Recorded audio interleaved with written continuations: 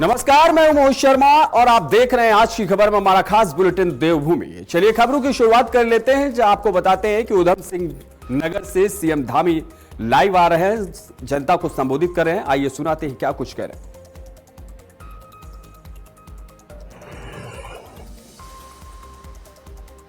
यहां पर संयोजन किया है, ऐसे सभी हमारे बड़ी संख्या में उपस्थित सिख समाज के सभी सम्मानित सदस्यों का, हमारे मीडिया के मित्रों का मैं हृदय से स्वागत करता हूं, आप सबका अभिनंदन करता हूं।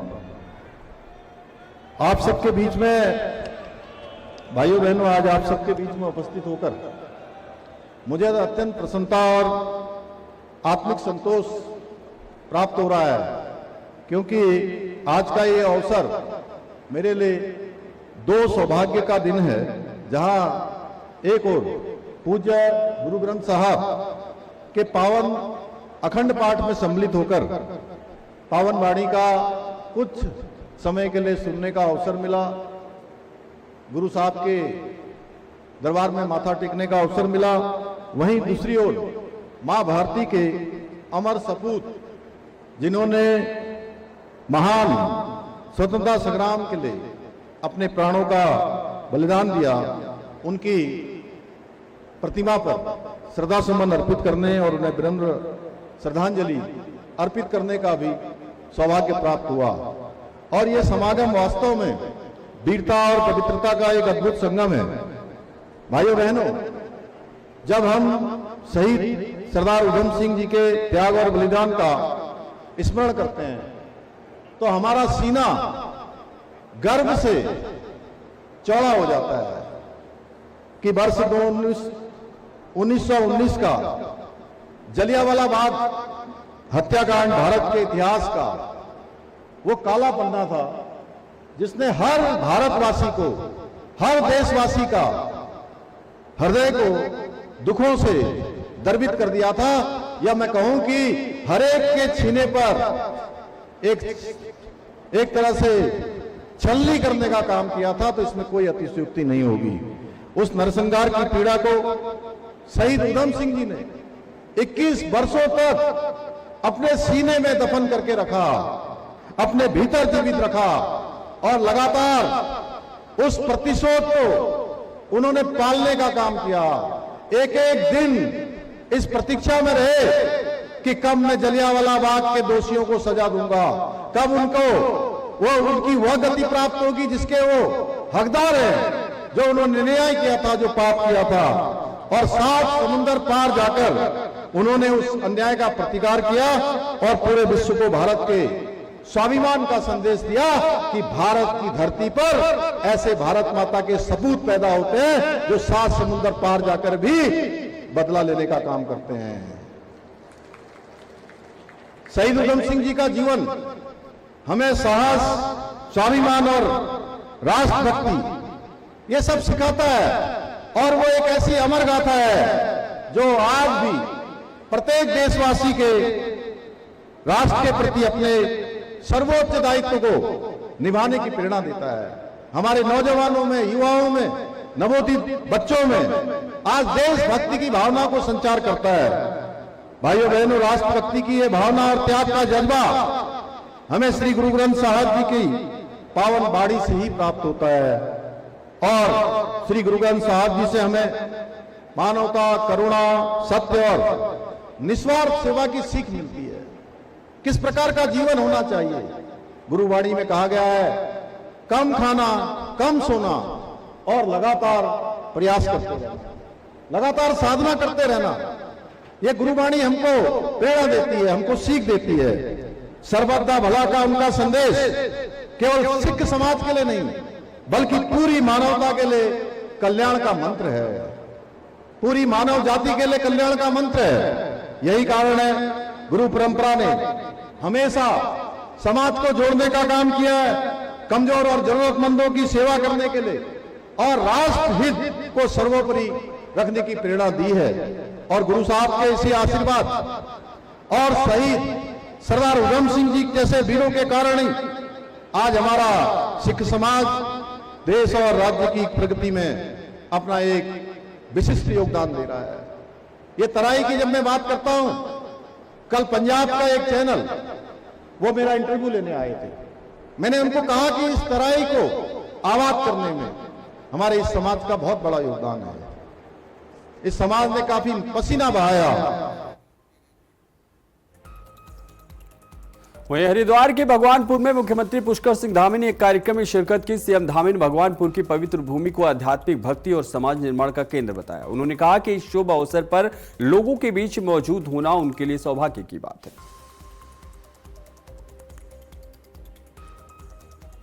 और आज के इस अवसर पर समरसता और समानता की भावना के प्रेरणा पुंज पूज्य संत शिरोमणि श्री गुरु रविदास जी महाराज के पावन चरणों में कोटि कोटि नमन करता हूं। भाइयों बहनों, ये भगवानपुर की ये पुण्य भूमि, ये माटी हमेशा से अध्यात्म की समर्पण और समाज निर्माण की एक सशक्त केंद्र की भूमि रही है।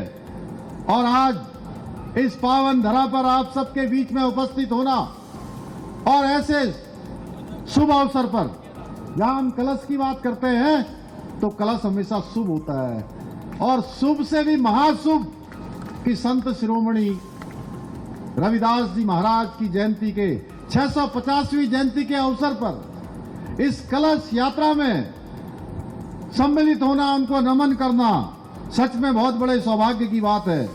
भाइयों बहनों, हम सभी जानते हैं संत शिरोमणि गुरु रविदास जी महाराज की 650वीं जयंती के अवसर पर पूरे देश में समरसता संकल्प महाअभियान संचालित किया जा रहा है, और आज का ये कलश बंधन कार्यक्रम भी उसी महत्वपूर्ण अभियान की एक कड़ी है। भाइयों बहनों, हम सभी जानते हैं कि भारतीय संस्कृति में कलश मंगल, समृद्धि और शुभारंभ का प्रतीक माना जाता है। हम कोई भी कार्य करते हैं तो कलश यात्रा निकालते हैं, कलश का पूजन करते हैं, कलश में सारे देवी देवताओं का आह्वान करते हैं, और ऐसा ही आह्वान आज काशी से चलकर हम सबके बीच हमको करने का भगवानपुर की इस पुण्य भूमि पर मिला है। अगली खबर, उत्तराखंड में चुनाव आयोग का विशेष गहन पुनरीक्षण अभियान जारी है। 14 जुलाई को ड्राफ्ट मतदाता सूची प्रकाशित होने के बाद अब 13 अगस्त तक दावे और आपत्तियां दर्ज कराई जा सकती है। जिन मतदाताओं का नाम सूची में नहीं है वे फॉर्म 6 संशोधन के लिए फॉर्म 8 और नाम हटाने के लिए फॉर्म 7 भर सकते हैं। अपर मुख्य निर्वाचन अधिकारी विजय कुमार जोगदंडे ने बताया कि जिन मतदाताओं को नोटिस जारी हुआ है या जिनकी मैपिंग नहीं हो पाई है उनकी सुनवाई बीएलओ और एआईआरओ स्तर पर की जाएगी। मतदाताओं को अपने बूथ कहीं और जाने की जरूरत नहीं होगी। 14 जुलाई को जो हमारा ड्राफ्ट प्रकाशन हुआ है, उन सभी ड्राफ्ट प्रकाशन के अनुसार निर्वाचक नामावली की प्रतियां जो है सभी बूथ पर, सभी जिलों में, सभी तहसील स्तर पर और ब्लॉक कार्यालय, इस प्रकार जो महत्वपूर्ण कार्यालय हैं वहां पर उपलब्ध हैं। वहां के बीएलओ के द्वारा भी इस सूची को वहां के प्रमुख कार्यालय में और वहां के ग्राम पंचायत स्तर पर भी उपलब्ध कराया गया है। तो सभी से सर्वप्रथम अनुरोध ये है कि आप सभी मतदाता और वहाँ के जो भी संभ्रांत नागरिक हैं, आप इस सूची का एक बार अध्ययन कर लें, और अगर ऐसा कोई व्यक्ति है जिसका नाम सूची में नहीं होगा तो वो कृपया अपना फॉर्म 6 भरकर, और किसी प्रकरण में कोई त्रुटि अगर सूची में दर्ज पाई जाती है तो ऐसे प्रकरणों में त्रुटि के सुधार के लिए फॉर्म 8 भरकर अपना आवेदन प्रस्तुत कर सकते हैं।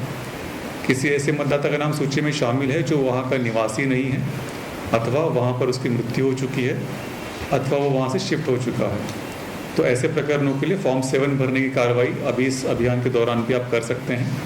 फॉर्म 6, 7, 8 भरने के लिए अभी हमारे पास समय उपलब्ध है। 14 जुलाई से लेकर 13 अगस्त तक का समय ये सभी के लिए उपलब्ध होगा। क्षेत्र में महिला समूह प्रेरणा संगठन में वृक्षारोपण अभियान चला है। कार्यक्रम में विधायक सरिता आर्या, सभासद जितेंद्र कुमार पांडे समेत कई लोगों ने पौधे लगाकर पर्यावरण संरक्षण का संदेश दिया। विधायक दोनों सभासद ने संगठन को 5,100 रुपए का सहयोग भी दिया। संगठन पिछले 1 साल से सामाजिक और पर्यावरण संरक्षण के कार्यों में सक्रिय है।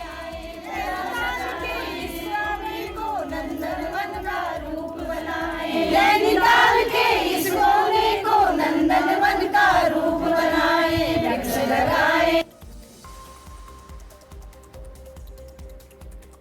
अगली खबर, उत्तराखंड में कांग्रेस की परिवर्तन संकल्प यात्रा का दूसरा चरण 2 अगस्त से शुरू होगा। कांग्रेस प्रवक्ता डॉक्टर प्रतिमा सिंह ने बताया कि इसकी शुरुआत देहरादून जिले से होगी। 3 अगस्त को सहसपुर और मसूरी विधानसभा क्षेत्रों में कार्यक्रम आयोजित होंगे, जबकि 4 अगस्त को 2 अन्य विधानसभा क्षेत्रों को कवर किया जाएगा। कांग्रेस का दावा है कि पहले चरण की तरह दूसरे चरण में भी जनता का भरपूर समर्थन मिलेगा और बीजेपी के खिलाफ माहौल बनेगा। करके तो 2 तारीख को ये शुरू किया जाएगा, जिसमें कि पहले विकासनगर और उसके बाद धर्मपुर विधानसभा होगी, जिसकी जिम्मेदारी जो है इलेक्शन कैंपेन कमेटी के चेयरमैन माननीय प्रीतम सिंह जी, उनके साथ साथ मैनेजमेंट कमेटी के चेयरमैन माननीय हरक सिंह रावत जी, नेता प्रतिपक्ष यशपाल आर्या जी, उप नेता प्रतिपक्ष भुवन कापड़ी जी के साथ करण महाराज जी भी उपस्थित रहेंगे। 3 तारीख को उसके बाद सहसपुर से लेकर के और जो है क्या बोलते हैं उसको मसूरी विधानसभा होगी। 4 तारीख को भी इसी क्रम में जो है 2 विधानसभाओं को कवर किया जाएगा, जिसमें कि माननीय प्रदेश अध्यक्ष जी भी मौजूद रहेंगे। 3 और 4 के प्रोग्राम में माननीय प्रदेश अध्यक्ष जी गणेश गोदियाल जी भी मौजूद रहेंगे। 5 तक का ये पहले प्रोग्राम था, 5 को डोईवाला था और उसके बाद रायपुर विधानसभा थी, लेकिन क्योंकि हमारे वरिष्ठ नेता हीरा सिंह बिष्ट जी की जो है 13वीं उस दिन है, इसलिए ये उस दिन का जो कार्यक्रम है वो पोस्टपोन किया गया है। उसकी जो सूचना है वो जल्द ही जो है प्रदान कर दी जाएगी। तो जिस तरीके से पहले फेज में जनता ने भरपूर समर्थन देने का कार्य किया कांग्रेस पार्टी को, आपने देखा पहाड़ की सीटों को चुना गया था, तो दूसरे फेज में भी आप देखिएगा भारतीय जनता पार्टी के विरुद्ध आम जनमानस निकल के बाहर आने का कार्य करेगा। अगली खबर है, बद्रीनाथ धाम से भगवान पुर नारायण का सोने का मणि जड़ित मुकुट चोरी करने के मामले का चमोली पुलिस ने खुलासा कर दिया। पुलिस ने आरोपियों को गिरफ्तार कर उसकी निशानदेही पर चोरी हुआ मुकुट, 4,500 रुपए नगद और वारदात में इस्तेमाल बैग बरामद किया। करीब 5 लाख रुपए मूल्य के इस मुकुट की चोरी की शिकायत के बाद पुलिस ने जांच शुरू की थी। कुछ ही दिनों में मामले का खुलासा करते हुए आरोपी को गिरफ्तार कर लिया गया। शासन द्वारा नियमित रूप से संज्ञान में लिया जाता है और दिनांक 27 जुलाई 2026 को श्री बद्रीनाथ धाम स्थित ब्रह्मर्षि साधना संघ आश्रम ब्रह्म कपाल के ब्रह्मचारी भगवत दास द्वारा एक तहरीर बद्रीनाथ कोतवाली में दी गई कि वहाँ मंदिर में जो मूर्ति थी भगवान नारायण की, उसका एक 5 लाख रुपए मूल्य का सोने का मुकुट जिसमें कि हीरा जड़ा हुआ था एवं कुछ नकदी वहाँ पर भजन कीर्तन हेतु शरण लेने वाले एक तथाकथित साधु राघव दास ने चोरी कर ली है। इस पर दिनांक 27 जुलाई 2026 को मुकदमा अपराध संख्या 8/2026 अंतर्गत धारा 305A BNS के अंतर्गत पंजीकृत कर विवेचना प्रारंभ की गई और विभिन्न टीमें इसमें अलग अलग स्थानों में रवाना की गई थी, जिस पर दिनांक 29 जुलाई 2026 को।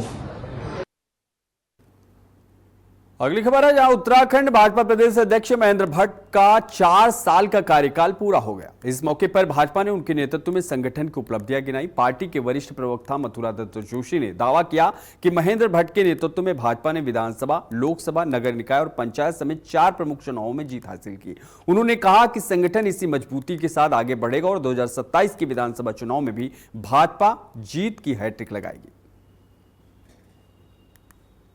निश्चित रूप से आज बहुत महत्वपूर्ण दिन है और माननीय अध्यक्ष जी का 4 साल का कार्यकाल पूरा हो रहा है। माननीय अध्यक्ष जी को आप लोगों के माध्यम से हार्दिक बधाई भी है, शुभकामनाएं हैं और उपलब्धियों भरा कार्यकाल रहा है और निश्चित रूप से 4 चुनाव जीते भी हैं, चाहे विधानसभा के चुनाव हो, चाहे पार्लियामेंट के चुनाव हो, नगर निकाय के चुनाव हो, उपचुनाव हो और आपके पंचायतों के चुनाव हो। तो भूतपूर्व विजय भी हासिल हुई है और बहुत ही महत्वपूर्ण कार्यकाल और बड़ी उपलब्धियों भरा कार्यकाल माननीय अध्यक्ष जी का रहा है और निश्चित रूप से 2027 का चुनाव भी अध्यक्ष जी के नेतृत्व में लड़ा जाएगा और 2027 में भी भारतीय जनता पार्टी इस प्रदेश में अपना परचम लहराएगी। अगली खबर, हरिद्वार में बीजेपी नेता संगीत सिंह सोम ने भारतीय हॉकी टीम की किट में केसरिया रंग को लेकर बयान दिया। उन्होंने कहा कि यह एक अच्छी पहल है और टीम व फैसला लेने वाले लोग बधाई के पात्र हैं।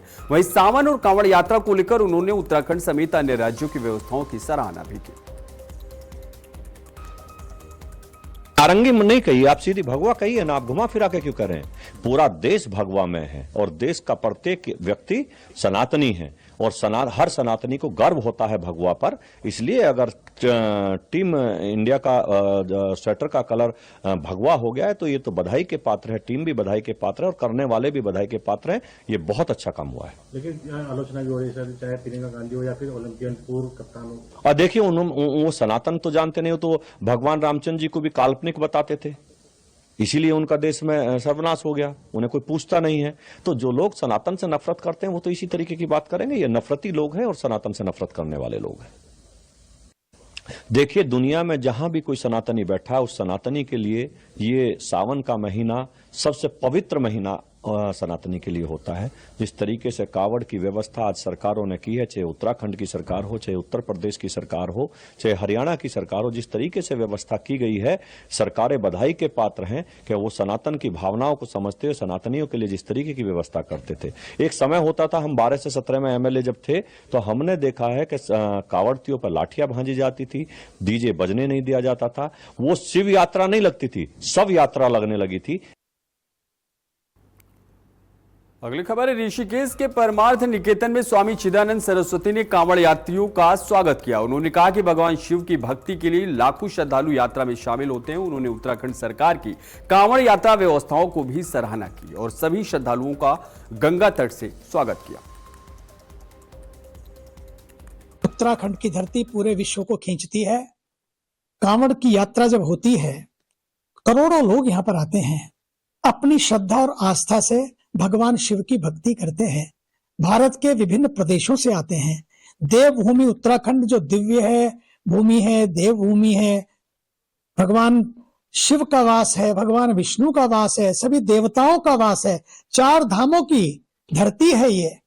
और जब समस्त शिव यात्री, कांवड़ यात्री पर यहाँ पर आते हैं ना, तो लगता है कि बस दिल खोलकर आत्मा से सबका अभिनंदन करें। आज परमार्थ निकेतन गंगा के पावन तट से सबका अभिनंदन, सबका स्वागत। देखो भैया, श्रावण मास शिवत्व को अपने भीतर जागृत करने का दिव्य अवसर है। अगली खबर है, जहां सितारगंज तहसील में विजिलेंस कार्रवाई के बाद पूरे उत्तराखंड में राजस्व कर्मचारियों ने मोर्चा खोल दिया है। विजिलेंस टीम ने संग्रहालय कार्यालय से संग्रह अमीन मदन शर्मा और वरिष्ठ सहायक उपेंद्र राणा को कथित तौर पर 16,000 रुपए के साथ पकड़ा था। शिकायतकर्ता ने भूमि कुर्की आदेश निरस्त कराने के नाम पर रिश्वत मांगने का आरोप लगाया। वहीं तहसील प्रशासन और कर्मचारियों का कहना है कि रकम सरकारी राजस्व जमा करने की प्रक्रिया के दौरान पकड़ी गई। कार्रवाई के विरोध में राजस्व कर्मचारी संयुक्त परिषद समेत कई संगठनों ने अनिश्चितकालीन कार्य बहिष्कार का ऐलान किया है। एक्चुअली ये अवतार सिंह नाम का व्यक्ति है जिसकी स्वयं की बीआरसी थी, जो कि पूरी हो गई थी। इसके बाद जिससे पत्नी की बीआरसी थी, तो लगातार ही हमारे अमीन और डब्ल्यूएन सेक्शन जो हमारा सर्वे सेक्शन होता है, वो इसके घर पे दबाव दे रहा था कि इसके बकाया धनराशि की वसूली के लिए। तो इसके द्वारा कहना था कि कोर्ट से हमारा बैंक में कुछ जमा हो गया पैसा, लेकिन बैंक से कोई क्लेरिफिकेशन कुछ आया नहीं था, कितना जमा हुआ, क्या जमा हुआ है। तो मतलब कुल मिला के हमारे पास इसकी 6 लाख करीब की आरसी पेंडिंग थी। तो 6 लाख की आरसी होती है, उसके अलावा इसका संग्रह शुल्क होता है, 10% करीब संग्रह शुल्क होता है। तो सबसे जमा करने के संबंध में इनकी बातचीत हुई और उसी क्रम में इसने एक व्यक्ति को आपराधिक प्रवृत्ति का है, तो उसने फिर मीडिया से शिकायत की जो भी की, और वो जो हमारा वसूली में धनराशि जमा होती है, कैश में जमा होती है, उसमें शिकायत करके उसमें कार्रवाई करवाई गई जानबूझ के देश की भावना से। इसके अलावा ये भी सुनने में आ रहा है कि नोटूस चाहिए था उनको किसी असला लेने के लिए। ये जनरली नोटूस अगर कुर्की किसी की हो गई है आरसी कटने की वजह से या किसी को लाइसेंस चाहिए, तो उस स्थिति में हमको डब्ल्यूएन सेक्शन से इसमें नोटूस मांगते हैं। उसके बाद ही इसमें कार्रवाई अग्रसित की जाती है, अन्यथा लाइसेंस बनना हो, हटाना हो, वो नहीं हटाई जाती है, ताकि सरकार का जो शुल्क है सरकार को वापस मिले। अगली खबर है, रुद्रप्रयाग में भारी बारिश के चलते केदारनाथ यात्रा प्रभावित हो गई। गौरीकुंड के पास ट्रैकिंग रूट पर मलबा और बड़े पत्थर गिरने से रास्ता बंद कर दिया गया। वहीं मनकुटिया के पास केदारनाथ हाईवे भी भूस्खलन के मलबे के कारण बाधित हो गया। प्रशासन की टीमें स्थिति पर नजर बनाए हुए हैं।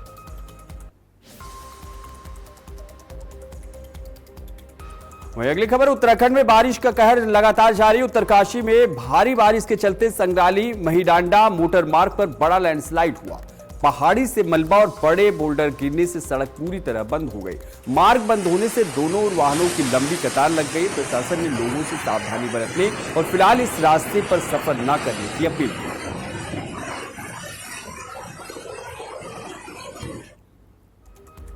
अगली खबर, नैनीताल जिले में भारी बारिश को लेकर मौसम विभाग ने ऑरेंज अलर्ट जारी किया है। चेतावनी के बाद जिलाधिकारी ललित मोहन रयाल ने सभी अधिकारियों को हाई अलर्ट पर रहने के निर्देश दिए हैं। प्रशासन ने स्थानीय लोगों और पर्यटकों से अपील की है कि अत्यंत आवश्यक होने पर ही यात्रा करें और नदी नालों व भूस्खलन संभावित क्षेत्रों से दूर रहें। संवेदनशील मार्गों पर जेसीबी और राहत टीमें तैनात कर दी गई हैं, जबकि आपदा से निपटने के लिए सभी विभागों को सतर्क रहने के निर्देश दिए गए। विभाग द्वारा कल के लिए जनपद में ऑरेंज अलर्ट डिक्लेयर किया गया है। सभी आम जन से और पर्यटकों से अपील की जाती है कि अनावश्यक यात्रा से बचें। लैंडस्लाइड प्रोन एरियाज में जाने से अपने को बचाएं। जो नदी नाले गधेरे हैं और वो बरसाती रिवर्स हैं, उनमें प्रवेश करने से अपने को प्रोहिबिट करें। अगली खबर, उत्तराखंड में बारिश का दौर लगातार जारी है। पहाड़ से मैदान तक बादल छाए हुए हैं और कई इलाकों में तेज बारिश हो रही। पर्वतीय क्षेत्रों में भूस्खलन और मलबा आने से जनजीवन प्रभावित हुआ। वहीं सड़कों को खोलने के लिए प्रशासन की टीमें जुटी हुई हैं और मौसम विभाग ने गुरुवार को बागेश्वर, नैनीताल, चंपावत और पिथौरागढ़ जिलों में बहुत भारी बारिश को लेकर ऑरेंज अलर्ट जारी किया है। देहरादून समेत अन्य क्षेत्रों में भी तेज बारिश की संभावना जताई गई है। लोगों से सतर्क रहने की भी अपील की गई है।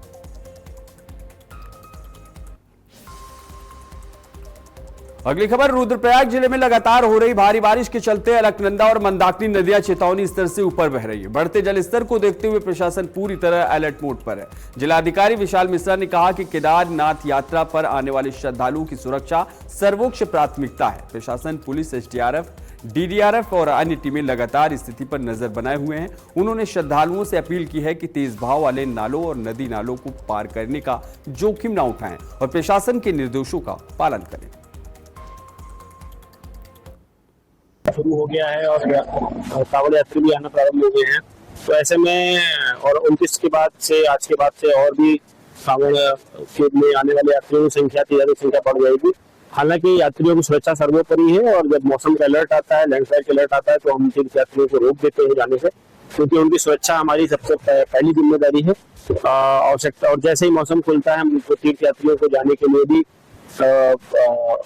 उनको मतलब बता देते हैं कि अब सुरक्षित समय है। तो उसको हम लोग, जितने हमारे आपदा के अधिकारी हैं, जैसे पीडब्ल्यूडी के अधिकारी हैं, नगरपालिका है, शासन है, पुलिस है, एसडीआरएफ है, डीडीआरएफ है, जितनी भी टास्क फोर्स बनी है, सभी को अलर्ट रखा गया है। और आवश्यकता पड़ने पर उनको फील्ड में सभी रह रहे हैं और आवश्यकता पड़ने पर वो रेस्क्यू का भी काम कर रहे हैं। हमारे वो आइज एंड ईयर्स हैं, वो हमें बताते भी रहते हैं कि कहाँ पर किस तरीके की स्थिति उत्पन्न है और इसी के आधार पर हम यात्रा को रोकने और चालू करने का निर्णय लेते हैं। साथ ही साथ जो हमारे तीर्थयात्री आ रहे हैं, उनसे मेरा ये अनुरोध है कि वो सुरक्षित ट्रेवल करें, यातायात नियमों का पालन करें, लैंडस्लाइड जोन में देख करके जो है ट्रेवल करें। और कहीं पर अगर कोई बहुत तेज गधेरा या कोई वाटर स्ट्रीम बह रही है तो उसको हल्के में न लें, उसको गंभीरता पूर्वक लें। आप ऐसा ना सोचें कि आप उसको जल्दी से पार कर जाएंगे। कई बार हम पानी की स्पीड का जो आकलन वो नहीं कर पाते हैं सही, तो सुरक्षित यात्रा करें, यही मेरा कहना है। और खबरों में फिलहाल बस इतना ही। देश और दुनिया की तमाम बड़ी खबरों के लिए देखते रहिए आज की खबर। नमस्कार।